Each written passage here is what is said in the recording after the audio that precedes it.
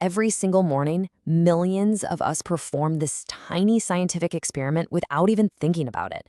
You pop a slice of bread into a slot, push a lever, and a few moments later, it comes out totally transformed. But what's really going on in there? Well, it's not magic. It's an incredible story of physics, chemistry, and some seriously clever engineering, all crammed into that little box on your counter. So let's just jump right in with a kind of wild question.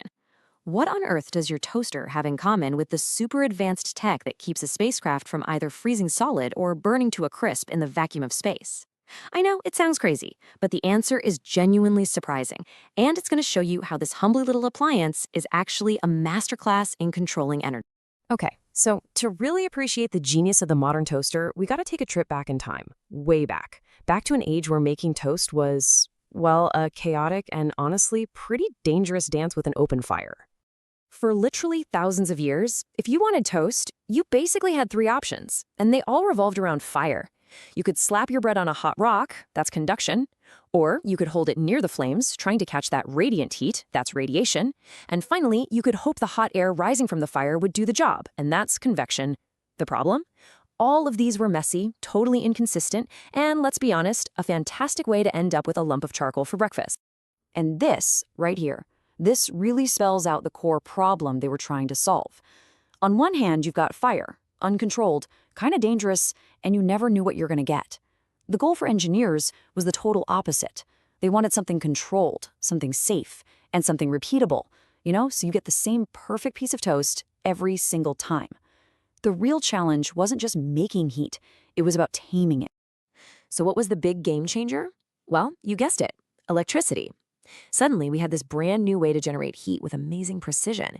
But there was a catch, a really big one. You couldn't just use any old thing.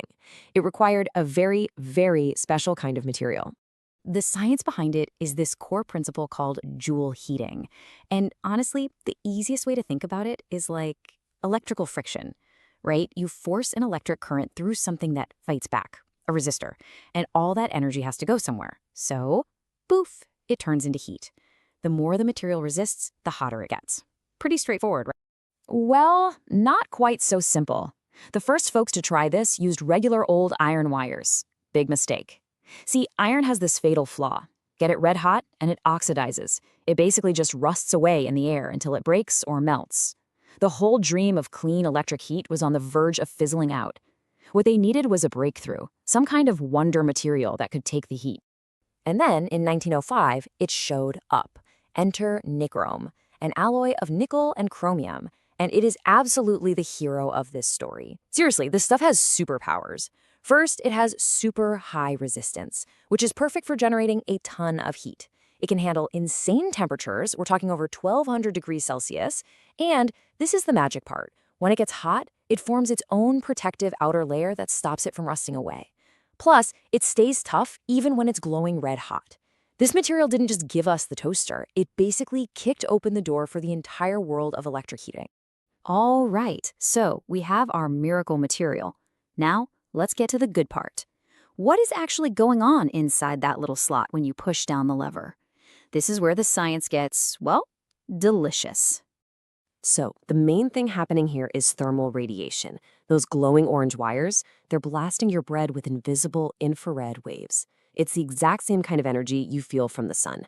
Yeah, you've got some hot air swirling around in there too. That's our old friend convection. But honestly, it's the radiation that's doing all the heavy lifting. It's what really cooks the surface of the bread so perfectly. And all that heat kicks off this amazing chemical transformation. You know that perfect golden brown color and that incredible smell? That's not the bread burning. No way. It's a super complex and wonderful process called the Maillard reaction. And this whole chemical dance has a magic number. It all kicks off at about 155 degrees Celsius. Right around that temperature, the sugars and amino acids in the bread just start rearranging themselves into hundreds of new, amazing molecules. And that is what creates all those deep, nutty flavors and that beautiful brown color. So really, a toaster is just a precision machine built to hit that exact temperature and not go over it into charcoal territory. But wait, how does it know when to pop up? I mean, how does it know when to stop? The original pop-up mechanism is pure mechanical genius. It uses something called a bimetallic strip. That's just two different metals fused together. As it gets hot, one metal expands faster than the other, which forces the strip to bend. And at just the right moment, that bend physically trips a switch, which cuts the power, and bam, a spring is released and your toast flies up. No electronics, no fancy sensors, just pure, elegant physics at work. How cool is that? So that amazing mechanical system really laid the groundwork. But obviously things have evolved. How so? Well, in the modern era, today's toasters have taken that precision to a completely new level. And this chart really shows you the difference between then and now. Back in the 1920s, you had that clever bimetallic strip. It was basically a one-way timer based on heat. But a modern toaster? It's a tiny computer. It's got a microcontroller, it's got temperature, and even moisture sensors. And this brings us all the way back to that question I asked at the beginning. This kind of system, where sensors feed data to a controller, which then adjusts what it's doing, that's called a closed-loop feedback system.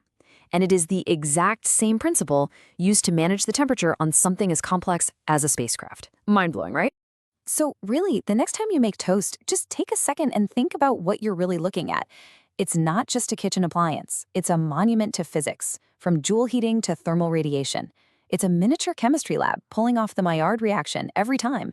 It's a total triumph of material science, and it's a marvel of clever engineering, all just to do one simple, satisfying job.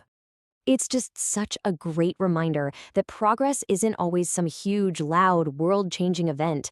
It's not always a rocket launch. Sometimes the most incredible examples of our ingenuity are the quiet little things sitting right there on our countertops. Sometimes progress just pops.